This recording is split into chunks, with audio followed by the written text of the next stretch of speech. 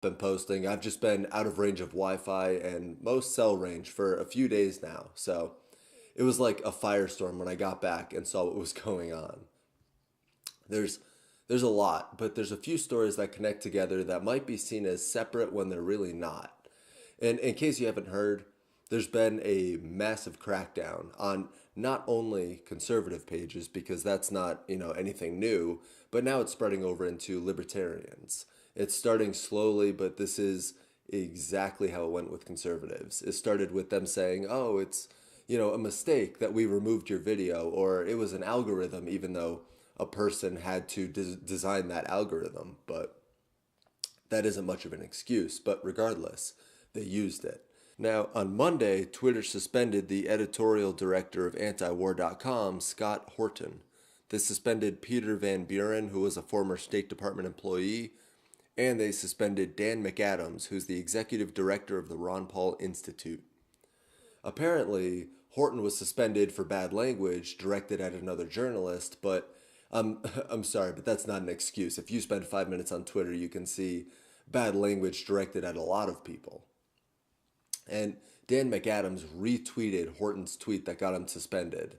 And both of their tweets are still visible, but Peter Van Buren, who did an interview with Horton for antiwar.com, had his account fully suspended, so you can't even access his account or his past tweets.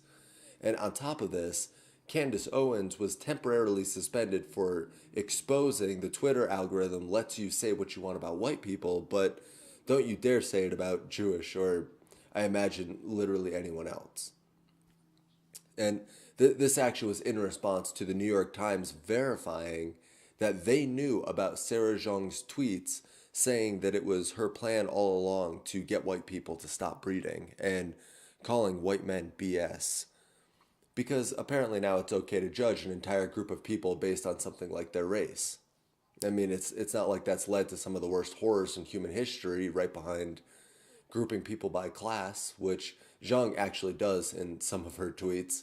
And in case you're curious, this is what the New York Times said in response. They pretend all journalists get harassed online, and they pretend that she gets harassed extra because she's Asian. Then they claim she was imitating the rhetoric of harassers, which wasn't the case at all. I mean, the tweets in question were not imitation.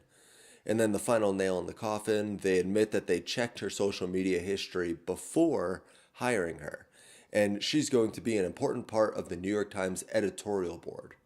So, this is the type of person the New York Times actually wants.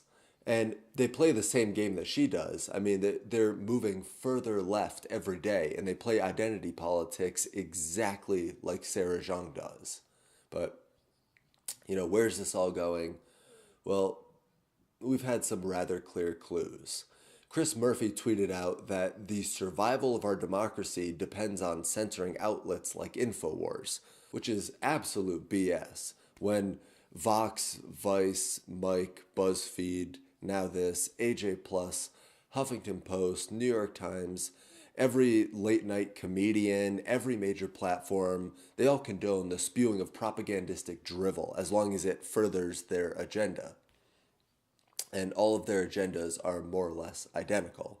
It's left wing and moving further left. InfoWars is libertarian conservative because it's small government, basically not wanting to wield the government as they see fit. And has InfoWars reported on stories that were speculation and found to not be true? Yes. But is it propaganda every day? Is it journalism for the sake of pushing power to the government when their party's in power? No, it's not. And in Jones's defense, he's corrected nearly everything that he's gotten wrong, which is something nearly none of the mainstream outlets will do on a consistent basis, or none of the mainstream outlets will do, I should say. So if Chris Murphy's worried about hate and lies, maybe he should be questioning other outlets first, but he won't because censoring these outlets isn't crucial to the survival of democracy. It's essential to keeping people clueless so that they only ever hear one side of the debate and continue to send Connecticut and this country into a divided mess fueled by dogmatic people. Again, I've said it before, but I'll say it again. If you want to know where the division in this country comes from, Look at the people who lie to the masses every single day about what's going on. Look at how many people were freaking out over the Dakota Access Pipeline but knew nothing about it. Look at how many people are convinced Trump is responsible for family separation at the border.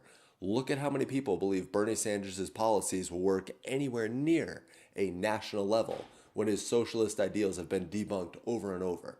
But the mainstream won't cover that. The leftist outlets promoted by Facebook, Twitter, Instagram, YouTube, Google, Snapchat, they all share the same viewpoint. And it's a viewpoint that's actually dangerous. And it's a viewpoint that makes people feel good, but it doesn't actually work on any kind of self-sustaining level. So, anyways, that was a little bit of a rant, but I guess I should have mentioned earlier that InfoWars had content removed from Facebook, Apple, and YouTube. And yes, those are all private companies, and they should be able to do what they want so long as, they're working to maximize profits for the company because they need to appeal to the shareholders. But the argument is that they're not working to maximize profits for the shareholders. By inserting a bias against roughly half the population, you push them away. This does not maximize profits. But Twitter, Facebook, Google, Instagram, Snapchat, they're all on the downslope. Zuckerberg is in hot water over slow growth, and apparently it's because people are moving to Snapchat, but Snapchat lost 3 million daily users in the last 3 months. So there's clearly some other reason that people are moving away from the big social medias. And I think that the answer becomes clear when you see something like the free speech platform like Gab becoming more and more popular. Just since Jones announced that he was streaming on Gab, they've gained 16,000 new users, which isn't much at all compared to the huge companies, but it's a surge forward for Gab. And that's 16,000 people just since Monday. And it'll continue to grow the more that people hear about this. I'm sure that's more than 16,000 now. And the last big thing with all this that I want to discuss that'll bring a lot of this together is a white paper drafted by Senator Mark Warner titled Potential Policy Proposals for Regulation of Social Media and Technology Firms. Now, right off the bat, he calls Russian election interference unprecedented, showing he's either truly grossly misinformed about what Russia did or what other countries do, or he's trying to make it seem like some boogeyman so that the government can rein in control over content on social medias and further secure the continuation of the leftist ideology. Warner says that social media platforms undergird our social lives, our economy, and our politics. This entire paper can be summed up just in the fact that it's so far from any honest truth. He's pushing massive government regulation and he throws things to hyperbole when he can. He uses words that suggest more extreme circumstances, almost tricking the reader into thinking that what he's saying is coherent. And then after he has people terrified of social medias, Russians, and the free market, it's time to rationalize the control. First thing that he notes is that bots have to be labeled. Even if they're provided by the company, they have to be labeled. And another thing is that he's calling on mandatory location verification, wrapped up neatly and inconspicuously as just knowing the origin of the post. And then there's the mandatory identification verification wrapped as identifying inauthentic accounts. And what Warner doesn't realize is that if any of these issues were as huge as he's making them out to be, then the platforms would already be cracking down on them because it would hurt their bottom line otherwise. If Facebook ads were continuously disinformation and foreign attempts at telling people lies, not to mention the bots, then I think more people would have a first-hand experience of the reality of that. The fact of the matter is that Warner doesn't know if Russia did anything. Mueller doesn't know if Russia did anything. In my last video, I explained how easily a hacker can disguise themselves. That's why they're rarely, if ever, caught. But now, after the mainstream media industry has created a division in America where people dogmatically trust the intel agencies that have lied in the past and been heavily politicized, we have people who also dogmatically trust Mueller because he confirms the bias that they want to have confirmed. And that's what Warner falls into. He dogmatically trusts everything that comes out of the Russia investigation, And now he wants to use it to justify a heavier crackdown on social medias. And another thing that Warner wanted was for platforms to be liable for state law torts, even though this has been ruled unconstitutional because you can't charge a company with a crime. You have to charge the individuals. You can't charge a group. And maybe he means he wants the CEOs held responsible, or maybe somebody else specific in the company. But regardless, this is an incredibly slippery slope, because if we can get around not charging entire companies by just treating some specific position as the company continuously, then we've still managed to just blindly charge someone for being responsible for what other people do. I mean, one of the funny things that Warner complains about is how he wants the government to have access to anonymized data so they can more effectively inform actions taken by regulators or Congress. And this also ties into his idea that we need an interagency task force to counter threats to our democratic institutions. I mean, I'm amazed that he doesn't care about things that actually pose a threat to our democracy. But regardless, a problem is a problem, no matter how small. But the issue that I take with this is that everything has pros and cons. And the pros of a huge regulative body over social medias is not going to outweigh the cons. And any problem that it's going to fix wasn't really an issue to start. I mean, it's a way for someone to club other people with their politics. Not to mention, remember the Patriot Act? That was supposed to interfere and obstruct terrorism through surveillance by violating the Fourth Amendment, but it didn't. They violated the rights of citizens to not make us safer. And that's exactly how I see these social media policy proposals going. I mean, I won't continue on too much more with Warner's proposals because it's fairly easy to get the idea, and you can read the full document below. I linked it below. It's only 23 pages, but one of the other hilariously misinformed things that Warner brought up is how popular technology and popular platforms are now essential facilities. Warner says that the law wouldn't mandate that tech companies have to charge for their service, so like you never have to pay for Facebook unless they wanted you to, but these tech companies would be forced to get users to agree to, as Warner says, reasonable and non-discriminatory terms.